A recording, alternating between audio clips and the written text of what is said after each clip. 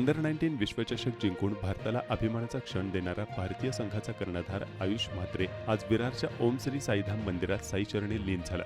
मंदिराच्या वर्धापन सोहळ्याच्या पार्श्वभूमीवर त्याने साईबाबांचे दर्शन घेत देवाचे आभार मानले.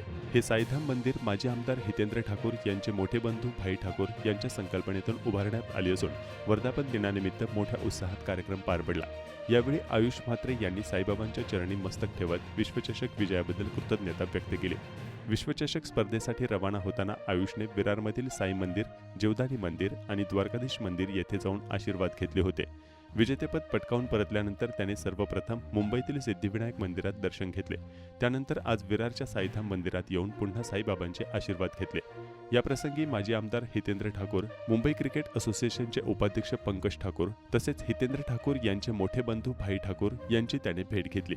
यावेळी बोलताना आयुष म्हात्रे म्हणाला, तरुणांनी क्रिकेट एन्जॉय करावे, जास्त ताण घेऊ नये, खेळाचा आनंद घेत मेहनत केली तर यश नक्की मिळते. तसेच सचिन तेंडुलकर यांच्यासोबतची भेट विशेष प्रेरणादायी ठरल्याचं सांगत त्यांच्याकडून खूप मोठी प्रेरणा मिळाली अशी भावना त्यांनी व्यक्त केली. विश्वविजेत्या कर्णधाराच्या या भेटीमुळे विरार परिसरात पुन्हा एकदा उत्साहाचे वातावरण निर्माण झाले होते.